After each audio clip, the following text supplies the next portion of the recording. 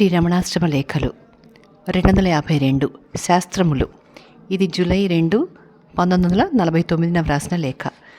భగవాన్ కొత్త హాల్కు వచ్చిన తర్వాత లోగడ కూర్చుంటున్న హాల్లో లైబ్రరీ పెట్టడానికి నిశ్చయించుకుని పెద్ద పెద్ద బీరువాలు చేయిస్తూ ఆ లైబ్రరీ పని గోవిందరాజు సుబ్బారావు గారు చూచేటట్టు, వెంకటరత్నం సదా భగవాన్ సేవలోనే ఉండేటట్టు సర్వాధికారి నియమించారు. లోగడ తాను చూస్తున్న ఆ పని అంతా సుబ్బారావు గారికి అప్పగించి మొన్న మధ్యాహ్నం 3 గంటలకు కొత్త హాల్లో స్థిమితంగా కూర్చున్నాడు వెంకటరత్నం. భగవాన్ గోశాల వైపు వెళ్ళి వస్తూ ఆ లైబ్రరీ కొరకు చేసే బీరువాలు, పాత హాల్లో కాలు పెట్టే చోటు లేకుండా పరిచి ఉంచిన పుస్తకాలు చూచి ఆ హాల్లోకి వచ్చారు. సోఫా మీద కూర్చుంటూ వెంకటరత్నాన్ని చూసి, ఏమోయ్ అసిస్టెంట్ లైబ్రేరియన్, ఏం ఛార్జీ అంతా అప్పగించి వచ్చావా అన్నారు. అవును అన్నాడతను. భగవాన్ అతని మనసులో ఉన్న కించను పోగొట్టే నిమిత్తం అనునయంగా చూస్తూ, శబ్దజాల మహారణ్యం చిత్తభ్రమణ కారకం అన్నారు పెద్దలు. అవి దరిచేర్చవు. శాస్త్ర పఠనము, పాండిత్యము, కీర్తి భోగదాయకములే కానీ ముముక్షువుకు కావలసిన ముక్తి సాధకమైన చిత్తశాంతికి వినాశకరములే. బియ్యమును గ్రహించి పొట్టును వదులునట్లుగా ముముక్షువు శాస్త్రసారం మెరిగి ధ్యాన విరోధమైన శాస్త్ర పఠనం వదిలేయాలి. పెద్ద పెద్ద బీరువాలు నిండుకొని ఎన్నో గ్రంథాలుంటాయి, ఎన్నని చదవగలరు? ఎన్నో మతాలు, ఎన్నెన్నో గ్రంథాలు. ఒక్క మతానికి చెందిన గ్రంథాలు చదివేందుకే జీవితకాలం చాలదు. ఇక ఆచరణ ఎప్పుడు? చదివిన కొద్దీ చదవాలని అనిపిస్తుంది. అందుకు గల ఫలితం చదివిన వారితో చర్చిస్తూ కాలయాపన చేయడమే కానీ కడతెరనీయవు. నేను ఇక్కడికి వచ్చిన వెనుక 2 ఏండ్ల వరకు ఏ గ్రంథాలు చూచాను, ఏ వేదాంత చర్చలు విన్నాను. కళ్ళు మూసుకుని నెమ్మదిగా ఉండడం తప్ప అని సెలవిచ్చారు. అంతకుముందే వచ్చి కూర్చున్న నూతనులు ఒకరు అందుకుని, స్వామి దయచేసి నా మనస్సుకు ఆ నెమ్మదిని అనుగ్రహించాలి అన్నారు. భగవాన్ చిరునవ్వుతో, ఓహో అలాగా, ముందు మనస్సు అంటే ఏమిటో విచారించండి. అలా విచారిస్తే మనస్సు అనేది లేకుండా పోతుంది. ఉండేది నెమ్మదే. నెమ్మది అనేది సదా ఉండేదే అని అప్పుడు తెలుస్తుంది. వేదాలు మొదట శాంతితో ప్రారంభించి శాంతి మంత్రంతో ముగిస్తారు. ఇక్కడ నిత్యం పారాయణ చేస్తూనే ఉన్నారు. ఎక్కడ చేసినప్పటికీ శాంతి శాంతి శాంతి అనడం తప్ప దాని అర్థం తెలుసుకుందామని యోచించరు. అర్థం తెలుసుకుంటే శాంతితో ఆరంభించి శాంతితో ముగిసేది మధ్యలో కూడా, అంటే వేద పఠన కాలంలో కూడా అని, లేక వేద ప్రతిపాద్య వస్తువుల యందు అని చెప్పవలసి ఉంటుంది. అలా మధ్యలో కూడా శాంతిప్రదంగానే ఉంటుంది. అందువల్ల అవి ఎట్టి స్థితిలో ఆరంభించాలంటే నెమ్మది గల మనస్థితితో ఆరంభించాలి. దీన్నే శంకరాచార్యుల వారు ఆత్మబోధలో సాధనను రామాయణంగా చెప్తూ జ్ఞానిని ఆత్మారామునిగాను, సీతను శాంతిగాను వర్ణించారు అని సెలవిచ్చారు. తీర్థ్వా మోహార్ణవం హత్వా రాగద్వేషాది రాక్షసాన్ యోగీ శాంతి సమాయుక్తో హ్యాత్మారామో విరాజతే అన్న శ్లోకమే కదా అన్నాడు వెంకటరత్నం. అవునన్నారు భగవాన్. ఈ మధ్యనే భగవాన్ దర్శనార్థం వచ్చి వెళ్ళిన వారొకరు నిన్న నాకు ఒక జాబు రాశారు. ఇక్కడికి వచ్చి వెళ్ళిన తర్వాత ధ్యానంలో ఏదో జ్యోతి కనిపిస్తున్నదట, నాదం వినపడుతున్నదట. అది ఏమో తెలియలేదు. భగవాన్తో మనవి చేసి ఏమన్నది రాయండి అని ఉన్నది అందులో అన్నాడు వెంకటరత్నం. సరిపోయింది. జ్యోతి కనిపించినా ఏ నాదం వినిపించినా చూచేవాడు వినేవాడు ఉండాలి కదా. వాడెవడు అని చూడమను.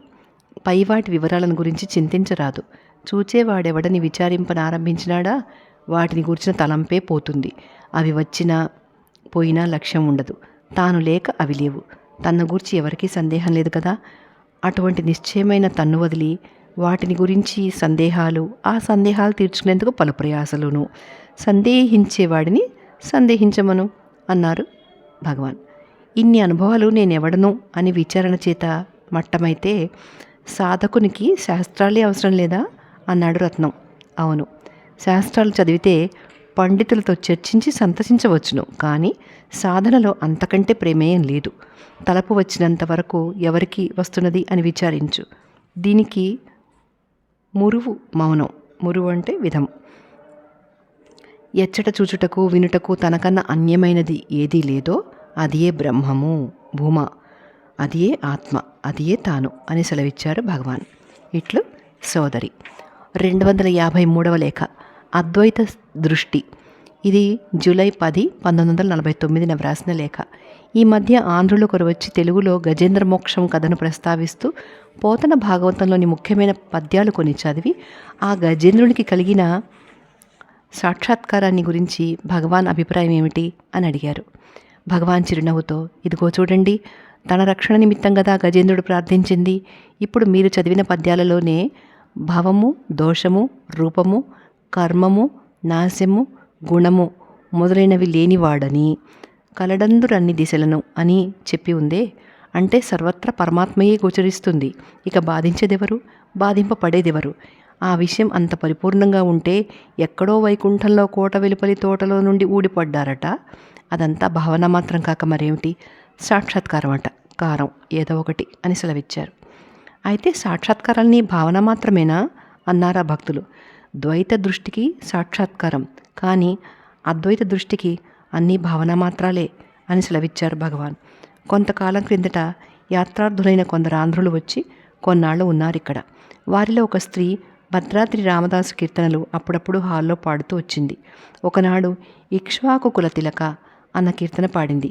ఆ కీర్తనలో అవి చేయించాను, ఇవి చేయించాను, అంతయింది, ఇంతయింది అన్నవన్నీ ఆయన వెనుక కలికితురాయి నీకు పొరుపుగా చేయిస్తే రామచంద్ర, నీవు కులుకుచు తిరిగేవు ఎవడప్ప సొమ్మని రామచంద్ర అని పాడేసరికి భగవాన్ మా వైపు చూసి, అవన్నీ కావాలని వారన్నారు కాబోలు, అంతా తమ సంకల్పమే కదా, వారినెందుకో తిట్టడం అని సెలవిచ్చి చిరునవ్వు నవ్వారు.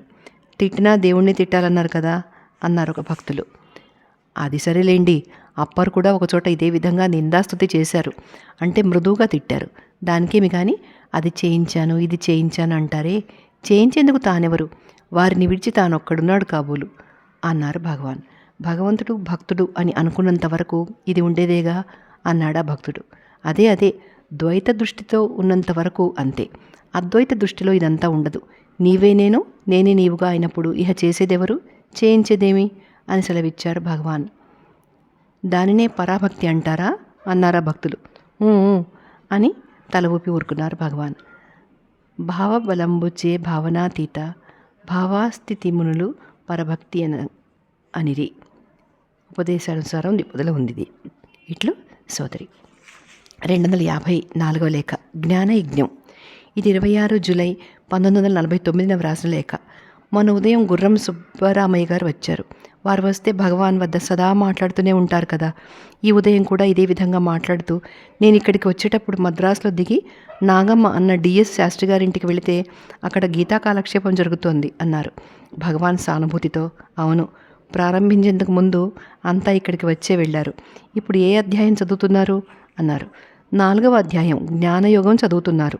నేను వెళ్ళినప్పుడు జ్ఞాని అయిన తర్వాత వారు చేసే కర్మలన్నీ బ్రహ్మకర్మలే, అంతా యజ్ఞమే అంటూ జుహోతి అనే పదం వల్ల తెలియజేసేవి 25 నుండి 30 వరకు ఉన్న శ్లోకాలు చదివి ఒకదాని యందు ఒకదాని హోమం చేస్తారన్న తాత్పర్యం వ్యాఖ్యానిస్తూ ఉన్నారు. అందులో శ్రోత్రాదీనింద్రియాణ్యన్యే సంయమాగ్నిషు జుహోతి అన్నదానికి ఇంద్రియాలను జయిస్తున్నారన్నమాట అన్నారా వ్యాఖ్యాతలు. నాకు అది సరిగా బోధపడలేదు. భగవాన్ వివరంగా సెలవీయాలి అన్నారు సుబ్బరామయ్య గారు. బాలీస్ను ఆనుకొని ఉన్న భగవాన్ పద్మాసనస్థులై కూర్చుని, అవునండి నిజమే, శ్రోత్రాదీనింద్రియాణ్యన్యే సంయమాగ్నిషు జుహతి శబ్దాదీన్ విషయానన్యే ఇంద్రియాగ్నిషు జుహతి అని ఆ హోమ విధి ముందు ఒక్కొక్కటి విడదీసి చెప్పారు. ఎలాగంటే యోగులైన వారు కొందరు చెవులు, కళ్ళు మొదలైన జ్ఞానేంద్రియాలను సంయమాగ్నిలో హోమం చేస్తున్నారని, మరికొందరు శబ్దాది విషయాలను ఇంద్రియాలనే అగ్నులలో హోమం చేస్తున్నారని కదా తాత్పర్యం. అలా చెప్పి మళ్ళీ సర్వాణీంద్రియ కర్మాణి ప్రాణకర్మాణి చాపరే ఆత్మ సంయమ యోగాగ్నౌ జిహ్వతి జ్ఞానదీపితే అని అన్నారు. అంటే ఇంద్రియ కర్మలు, ప్రాణకర్మలు ఆత్మ సంయమాగ్నిలో హోమం చేస్తారని తాత్పర్యం. అలా చెప్పి తిరిగి ప్రాణం అపానంలోనూ, అపానం వ్యానంలోనూ అంటూ ఒక్కొక్కటి మరొక దానిలో హోమం చేస్తారు అన్నారు. ఒక్క ఇంద్రియ ప్రాణాదులే కాదు, కౌమారం పౌగండంలోనూ, పౌగండం కైశోరంలోనూ, కైశోరం యవ్వనంలోనూ, యవ్వనం వార్ధక్యంలోనూ హోమం అవుతుంది.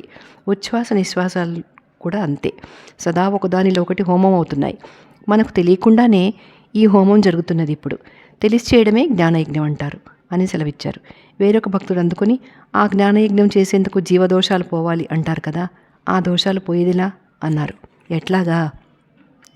ఆత్మానమరణిం కృత్వా ప్రణవం చోత్తరారణిం జ్ఞాననిర్మథనాభ్యాస పాస్యం దహతి పండిత అని కైవల్య ఉపనిషత్తులో చెప్పారు. తనను ఆ ధరారణిగను ప్రణవం ఉత్తరారణిగను చేసి జ్ఞానాభ్యాస మథనం వల్ల బ్రహ్మజ్ఞాని అజ్ఞానమనే పాశాన్ని దహింపజేస్తాడు అని తాత్పర్యం. ఈ అర్థం అవగతం చేసుకుని ఆచరణలో పెడితే జీవదోషాలు పోతాయి అని సెలవిచ్చారు భగవాన్. అన్నిటికన్నా నేనెవరు అనే విచారణయే ముఖ్యమని కదా భగవాన్ సెలవిస్తారు అన్నారా భక్తులు. అదేనండి, విచారించేందుకు తానొకటి ఉండాలి కదా. తానొకరు, వస్తువు ఒకటి. అదే అధరారణి. ఉత్తరారణి విచారణ అనేదే మథనం. ఆ మథనం చేయగా చేయగా విజ్ఞానమనే అగ్ని పుట్టి తాను వేరు వస్తువు వేరు అనే అజ్ఞాన పాఠాన్ని దహిస్తుంది. అంటే జీవదోషాలు పోతాయన్నమాట. అప్పుడు తాను తానుగానే ఉంటాడు. అదే మోక్షం. దాన్నే జ్ఞానయజ్ఞమని అంటారు. ఏదో ఒకటి అని సెలవిచ్చి మౌనం వహించారు భగవాన్. ఇట్లు సోదరి.